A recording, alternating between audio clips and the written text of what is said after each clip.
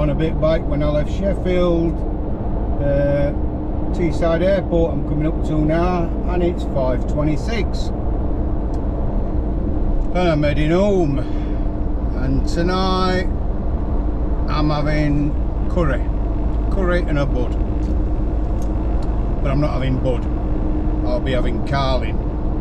Not really bothered about Budweiser, I like Carling, so it'll definitely be a couple of cans, maybe 2, maybe 3, depends how I feel, could be 4.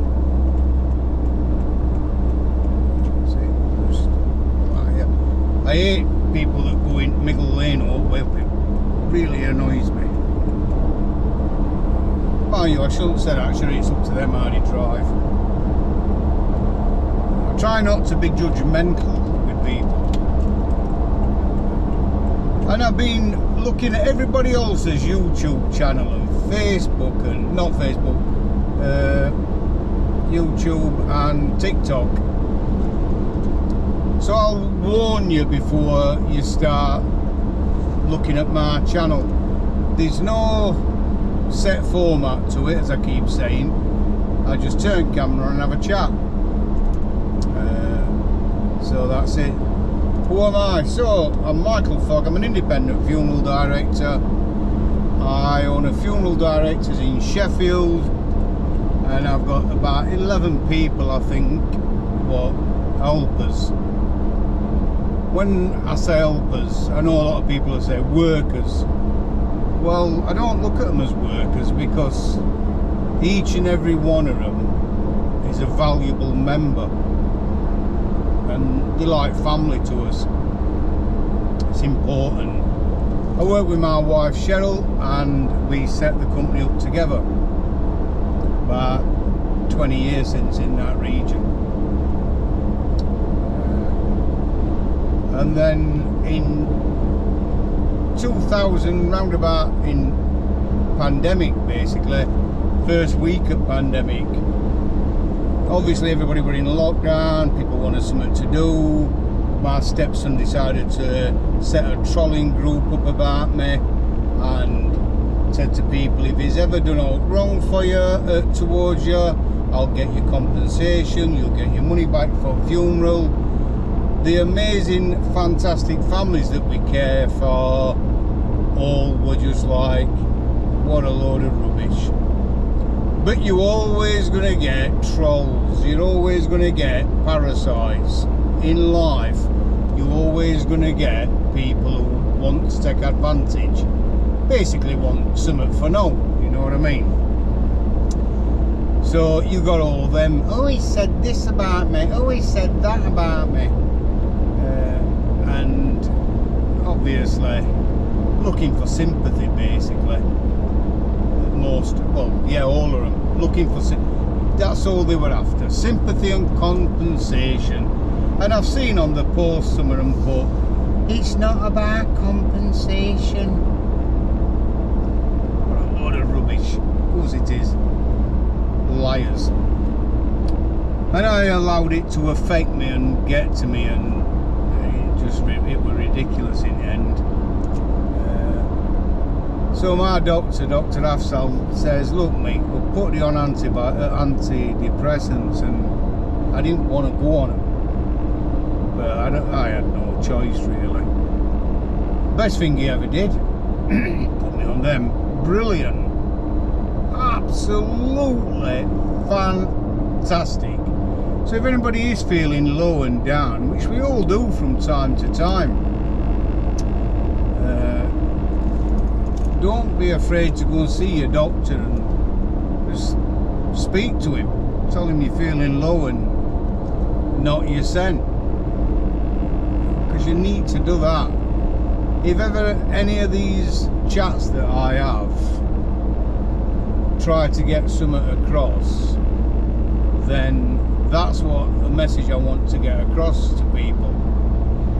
Because you can remember Caroline Flack, who trolled as well on social media and took her own life, and I understand exactly how that last fall. I totally understand it. because people are vile on social media. They absolutely scum at earth. And even on this YouTube and TikTok, I get odd person troll me and put something on, something negative. But I don't let it get to me now, and I think that's because of antidepressants. I tried to hang myself about a year after it started, because what they were trying to do, they're just jealous to death. They were trying to ruin business, because it's a very successful business in Sheffield, and they were putting posts on, like Mrs. Ward were putting, don't pay for your funeral, have an horse and carriage, don't pay him. Just vile things like that. You can't put you in court. Of course we can, it's a business. Talk with some sense. Anyway, I'm not going to name them one by one, but I eventually will name them one by one. Because I'm not right bright, I'm not the brightest bulb in box, I admit that. I'm not sharpest knife. In fact, I'm a bit thick. Because I left school with no qualifications. I had none. I didn't take one exam at school. I left when I was 15. I'd have left before if I could have done. And I were basically just thick as two short planks. So how comes I ended up doing this? Well, I love it. I'm passionate about being a funeral director. And me and my wife put everything into it. We basically gave 20 years of our life up for it, caring for families. And you think, well, you know, they've done some lovely, meet some lovely families, done some beautiful funerals. But you're always going to get the trolls and the scum and the vermin. Oh, I'm grieving, so I should get attention. Well, we all have to grieve at certain times in life. It doesn't mean that you've got to have attention, or you need attention. You certainly don't get attention by lying and making rubbish up and putting it on social media. Because decent, genuine people actually think, well, there's no evidence, there's no proof or any of this. It's a load of rubbish. My stepson is still a baghead, smackhead, coke sniffer, still sells weed to school children in community. He's an embarrassment to his mother, shouldn't even talk to him. Rest of trolls on there. In a way, it's done a good thing, because it lets them all. Everybody in community knows who trolled me, so they all know. Oh, that bastard there, that's that one what we're trolling Michael. So something good comes out of everything, doesn't it? I didn't think how good could come out of being trolled, but it did. This is what's come out of it, being trolled. Because at the moment I've locked up, well, I ain't locked up, Dave Hemmingham, my motoring manager's locked up. Not locked up in prison, I wish he were, but he's not. He's locked the care centre up. Calls will be diverted now until tomorrow morning. Well, no, they'll be diverted all the time because it's Friday, innit? They'll be diverted about Monday now. And I'm leaving Sheffield behind, and I'm heading up to a farm that we bought. And we went to look at another property up in North Yorkshire Dales, and it was a barn what was for sale, but there were no land with it. And we had to walk round this particular day. We parked up and we went to Oars, and we had to walk round, and we were walking along the lane, and there was a sign outside saying for sale, a little farmhouse. It's not a big farm, it's a little farmhouse. And I says, let's go and have a look at that, let's go and have a look at that. Because it's my doctor's fault, Dr. Afzal. He says you need to get out in countryside. It's best therapy you can have is walking. And I thought, what a load of rubbish, how's that going to help me? But it did. And because of Dr. Afzal, we went for a walk, looked at this other property, but then saw this one and what we bought. We fell in love with it instantly. We absolutely loved it. So I don't think really I had a choice. My wife just says, want that, I want it. And to be truthful with you, I wanted it just as much. And I said I can get some sheep. Because we used to have an holiday cottage what we owned up in Lake District at a place called Oakshead. And we sold it just at right time. We earned a good profit on that cottage. A real good profit actually. So for what we paid for it, we sold it for a lot more. And that were towards end of pandemic, when people wanted to move out of cities and work from home, and property values then up in countryside were really high. So that's what we did, sold that, bought this one where we are now, and we absolutely love it. So by being trolled, that's how I ended up owning a farm and 3 tractors. I've got a thing for tractors at the minute. So I've got a massive Ferguson TE20, which is beautiful, a little old tractor.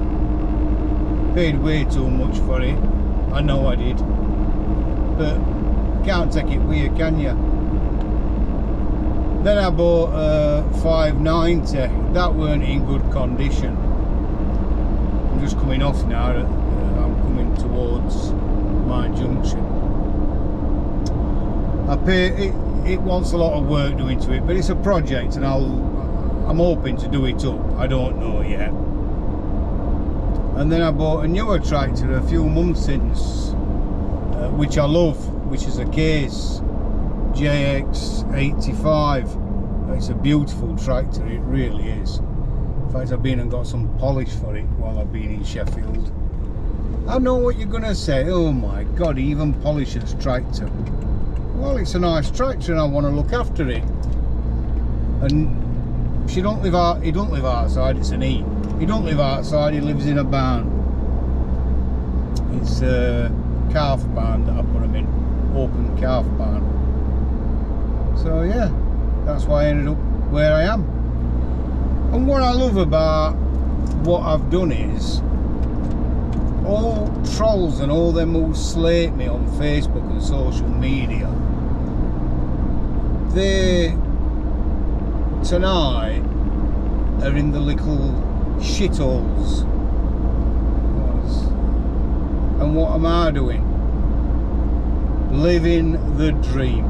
Seriously, living the dream. Love it. It's been quite a long week for us because I've been doing a lot of travelling this week, backwards and forwards. But usually we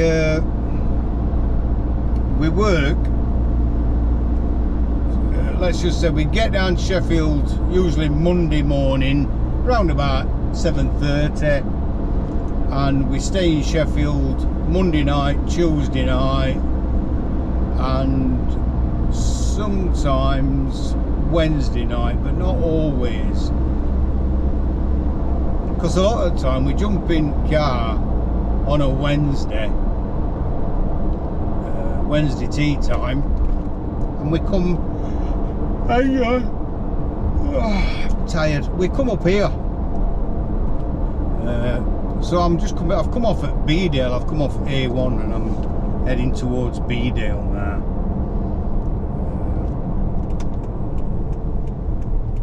I'm not the best driver in the world, I must admit. Cheryl always says that I'm the best driver she's ever known, because I'm pretty careful, except when I fall asleep, when I've been busy. That's not always a good thing, falling asleep while you're driving. I wouldn't recommend it. I should put one of them things on, don't try this at home, falling asleep. Anyway, that's a bit about me. I thought I'd put something on. Like I think I said, I'm 60-year-old, June 15th, 1964. I was born at 171 Fishponds Road West in my Nan and Reed's house, back bedroom. And I've got the most amazing uncle who is still with us. He's not in good health, my Uncle Dave, who I love passionately. Amazing man. And he's always been there for me, our Dave. As I say, he's not in good health at the minute. And I'm not going to go on about issues. Go on, hurry up. That's a customer for next week, overtaking like that. Idiot on a bend. So, yeah, our Dave was the first person to hold me when I've been born. And I love that, you know, he's been there all along to support me. He's got 3 kids. He's got our Lisa, my cousin, this shit, I don't know, our Diane, and our Ryan.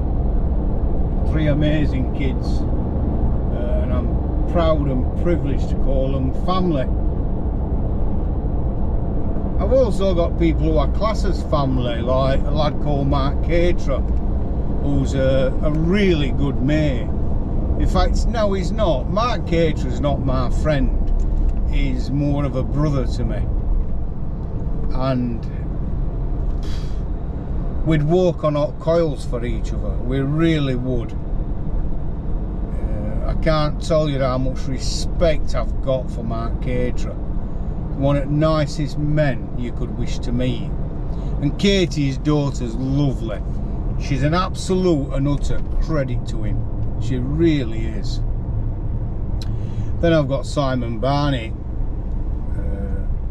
The less said there the better, really. Fat Simon. I shouldn't call him Fat Simon, but Fat Simon don't mind. Because he's not fat, he's morbidly obese, Simon. I know what you're saying. That not so thin this end. I'm not, I admit it. I've got some timber, I need to lose it, I know that. But Simon, I'd do out for him. He's an absolute and utter diamond. Next door to our premises on Kilvington Avenue, there's a community shop. And Jane, another person who I class as family, Jane Wilson, who at the moment is not in the best of health, but she's getting there, and she will get there. And I love being in that community because I love seeing people like Alima. Alima is absolutely beautiful. You could not wish to meet a more loyal, kind, genuine woman. As a kid, I really loved Alima. She was just, we knocked about as kids. They weren't, no ever sexual, it weren't like that, so let me get, you can be friends with women and lasses, we are that. It weren't that. We all looked out for each other. And I knocked about with Nasser, her brother. And Nasser loved comics. I couldn't read, but Nasser could. He was really, well, he's a right decent lad. Yeah, Nasser's just one of them people who's like, I don't know, I have a lot of time for people who I really like. And then you've got Annie. She's not really called Annie, but we all called her Mad Annie as a kid. So Annie, that's Alima's sister. So genuinely lovely, lovely family. That's why I love being where I am on Woodthorpe, because I know them all.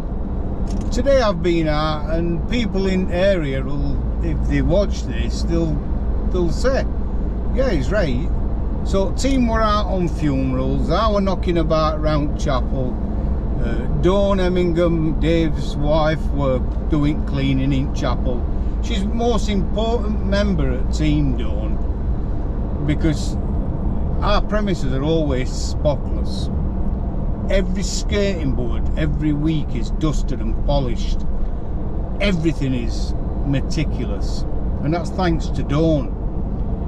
But while she were there today, I were outside and I was spraying weeds, because we got block paving down outside, and obviously you get weeds in between. Some people have said, all that money Dad's got, and that Dad goes out and does that, or Dad goes out and cuts grass. Well, yeah, because I love doing that. I love standing and chatting to people as well, and that's what I've done most of the day today. I've been talking to people passing, having a chat. Jane and Robert, her husband come Robert, is an absolute and utter. She's been with Robert longer than I can remember, Jane Wilson, and they're made for each other. They are like bacon and eggs, chips and fish. Lovely, lovely people. So I had a chat to Jane and Robert, other couple who live just round corner from us. Yeah, really privileged. And yeah, people will say, all that money, because obviously some people say, oh, he's a millionaire. Well, money don't make me a millionaire. It's not the lifestyle that I've got, owning a farm and all that. That don't make me feel like a millionaire. What does? Well, it's just having decent people who you know are there for you. That's what makes me a millionaire. Helping people, like that kid who were going to get a parking ticket yesterday in Sebba, and alright, cost me £1.50, saved him 60 quid. It's a no-brainer, isn't it? Do you know what I mean? It's a no-brainer. That made me feel good. In fact, that made me feel brilliant. So that's a bit about me. I still have me issues with my depression. I'm not going to say I don't. And I don't think it ever leaves you. But I won't give anybody on social media satisfaction of letting it ever get to me again. Seriously. And one or two do sometimes put something on here, the comment. It's good, isn't it? Because they'll all comment on social media. They'll all have a dig at somebody on social media. Yet when you see them face to face, they say nothing. And I see trolls in community, people who I know will troll me. And a lot of them either look the other way, go past and don't say a word. Some even smile and say, hello Michael, you alright? And I should really say, do you know something? I am absolutely brilliant.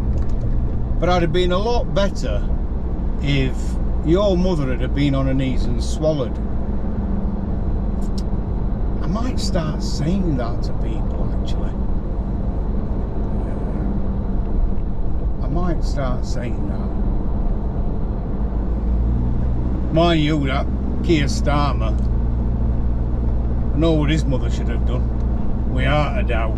His father was a tool maker anyway. Well, he's a tool, that idiot.